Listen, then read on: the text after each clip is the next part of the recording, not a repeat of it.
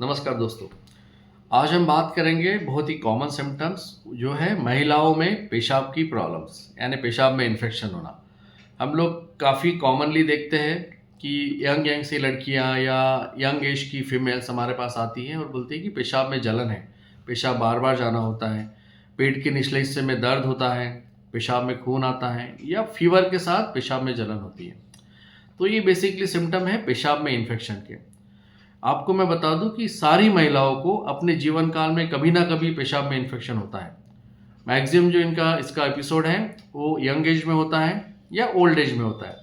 Young age में होने के सबसे मेन कारण है आपके सबसे मेन कारण है पानी की कमी। अगर आप पानी बहुत कम मात्रा में पीते हो तो आपका जो फ्लशिंग है बॉडी से यूरिन वेस्ट प्रोडक्ट का बैक्टीरिया का यूरिन का वो नहीं हो पाता है। उसके कारण भी आपको पेशाब में जलन हो सकती है। दूसरा मुख्य कारण है खास करके यंग फीमेल्स में सेक्सुअल एक्टिविटी। अगर आप रिसेंटली सेक्सुअल एक्टिव हुए हैं, ये संबंध आप बहुत फ्रिक्वेंटली बना रहे हैं, तो हो सकता है कि इसके कारण भी आपको इन्फेक्शन हो। बहुत बार हम लोग देखते हैं कि जब भी शादी के बाद आपका पहला या दूसरा संबंध बनता है तो फीमेल्स में यूटीआई होता है, साथ में फीवर आता है। इसे हनीमून पायलाइटिस कहा जाता है। ये कभी कभी सीवियर फॉर्म में भी हो जाता है जिसमें किडनी तक भी इन्फेक्शन आपका पहुंचता है। तो एक सेक्सुअल एक्टिविटी का इन्फेक्शन होना भी काफ़ी कॉमन है। तीसरा कारण होता है बर्थ कंट्रोल मेथड्स। जैसे अगर आप कंडोम यूज़ कर रहे हैं तो उसके एलर्जी के कारण भी आपका वजाना में इन्फेक्शन हो सकता है, उसके कारण यूरिन में आपको इन्फेक्शन हो सकता है। चौथा है कॉन्स्टिपेशन। अगर आपको कॉन्स्टिपेशन है तो इसके कारण भी यूरिन में इन्फेक्शन बढ़ने की संभावना बहुत ज़्यादा बढ़ जाती है। इसके अलावा है कि अगर आपकी इम्यूनिटी बहुत वीक है, आप बार बार इन्फेक्शन को प्रोन हो जाते हो, बार बार आपको इन्फेक्शन हो जाता है, तो उसमें भी आपको पेशाब में जलन, बार बार पेशाब जाना, ये दिक्कत हो सकती है। तो अगर कभी भी आपको रिकरेंट यूटीआई हो रहा है, रिकरेंट फेब्राइल यूटीआई हो रहा है, तो सबसे पहले आप एक यूरिन कल्चर कराइए, एक सोनोग्राफी कराइए और आपके पास की यूरोलॉजिस्ट को दिखाइए।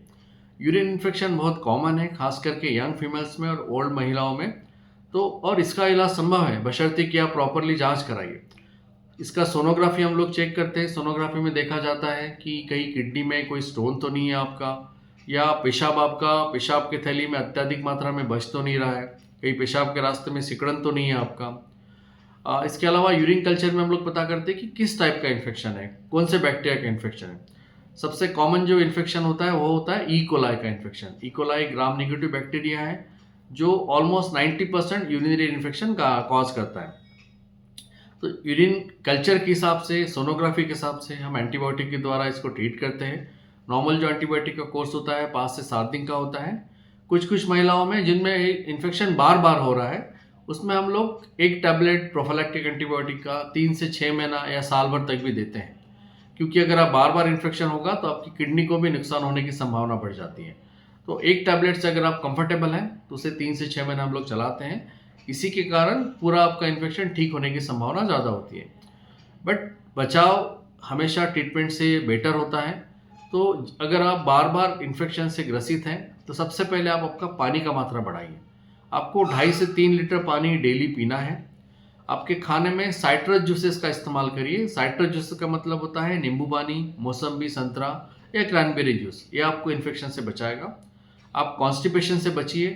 खाने में आपका जो डाइटरी हैबिट्स है उसमें आप फ्रूट्स, सलाद को इस्तेमाल करिए। प्रोटीन की मात्रा थोड़ा सा कम करिए।